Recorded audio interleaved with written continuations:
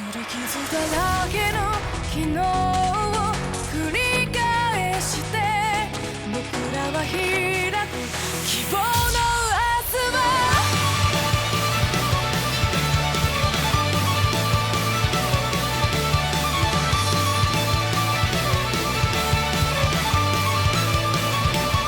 Once again, we have another anime with characters being transported into an RPG fantasy world. Well, in most cases, they take the wish fulfillment path with characters just blazing right through it. However, this anime takes a really different approach, taking a really long, drastic, realistic drama approach to it. Hello everyone, I'm Joey Yu, and welcome to another edition of Newin Anime Review. In this episode, Haito Gensou no Grimgar, also known as Grimgar of Fantasy and Ash.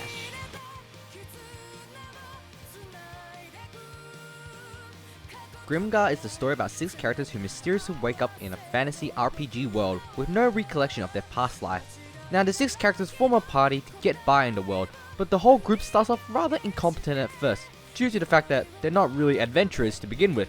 So the overall main story is about the group of characters growing as a party together, learning to become strong with each other. Later in the series, the story focuses more on the characters helping one of their teammates, which leads to great character growth. There is one huge trait that is really noticeable in Grimgar, which is the overall plot pacing of this anime and pacing in general. It is very purposely slow paced, so there is a lot of slow dialogues and exposition.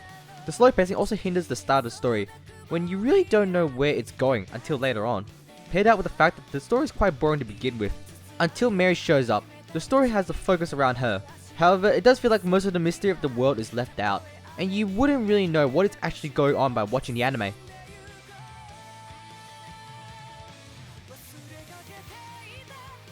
The show originally starts off with 6 main characters before adding one more character to the mix. I would rather get the rest of the party off the list first. First off, we have Ranta, who is a hot-headed jerk at first, who gets a bit of development in his character as he learns to work with them more efficiently, but because of his rude attitude at the start, you really tend to hate him. Because of him, the story doesn't really progress as much because he refuses to work with others. Yume is the upbeat, friendly party member of the group. Due to her personality, she usually clashes with Ranta. She kind of plays the role of a big sister to everyone. Moguzo is the strong yet quiet tank of the party. He's got a soft side when it comes to his personality. Chihiro is the mage of the party. However, her character is quite boring.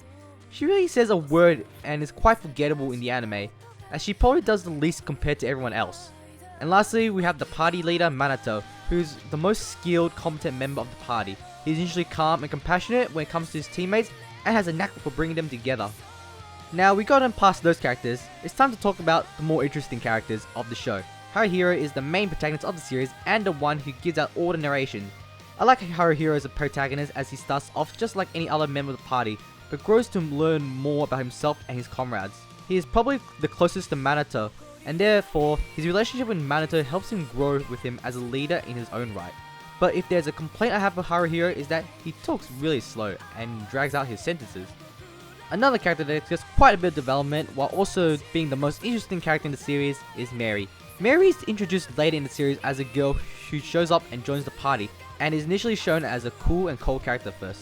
She has the most experience when compared to the rest of the party and only does things which she deems necessary. Her character is fleshed out very well, given a full backstory and development to go with it. Mary is the most interesting character in the series, and the show really picked up when she was introduced.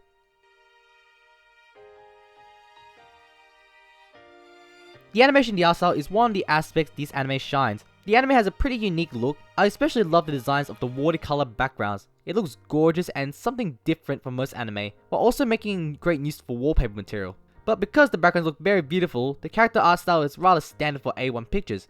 I'm not saying it's a bad thing, but compared to the background, it just feels very different in general.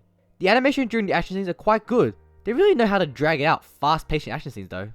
The soundtrack is actually really good. It becomes really noticeable during the montage scenes, and really adds to the overall atmosphere of the action scenes. There is quite a variety of tracks in the OST, so they have quite a bit of the library to fill out the whole show. The opening is pretty good, and I really enjoyed it, and thought the animation for it was pretty good, until they changed it a bit later on. They changed it from animations to stills of characters, which I found kinda odd later on. The ED is a really nice piece to listen to.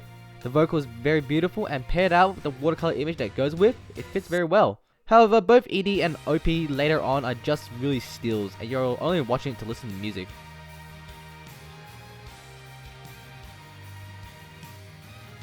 It's really hard trying to enjoy this anime.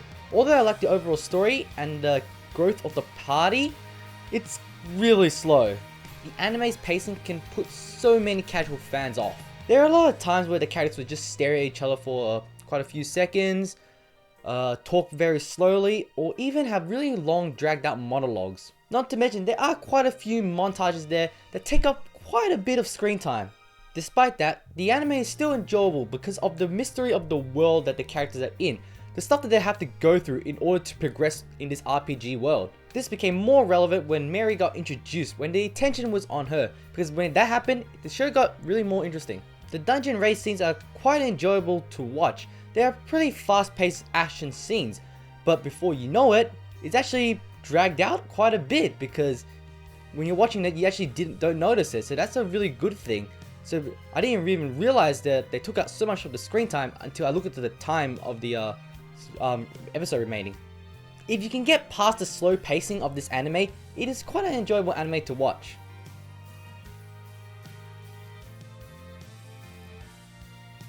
As we draw closer to the end of the review, I give the story a 7. The story really starts off quite boring and slow pacing doesn't really help it either. However, after a couple episodes, the show gets more focused and finds a direction on where the story actually wants to go.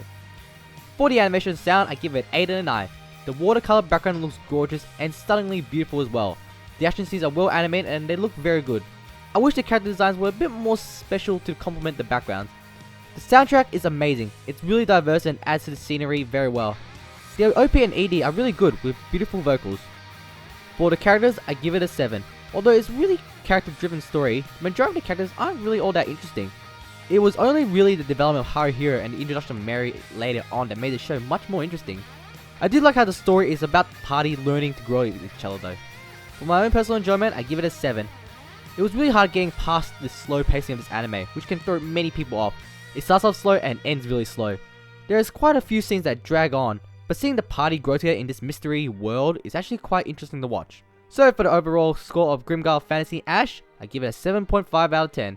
If you can look past the slow pacing of this anime, it is rather an interesting anime, especially when it is a really character driven story. And it helps with the introduction of Mary. I recommend this show to fans of the RPG and fantasy genre, as it's quite different to most of the similar genre. If you want to watch Grimgar Fantasy Ash, it is available on Funimation, you have access to it. However, if you are Australian like myself, it's available on Anime Lab. Well, that's it for this edition of Newin Anime Review. Like always, if you want to read the written review, link is down below in the description, straight to my anime list. And if you enjoyed the video, please give it a thumbs up. If you don't, give it a thumbs down. Can't be bothered, go watch another video. With that all said and done, man, with all this RPG world fantasy setting anime, I feel like I've gotta think of a class before I go into another fantasy world. What class would I be? Well, hopefully we find out another time. Sayonara!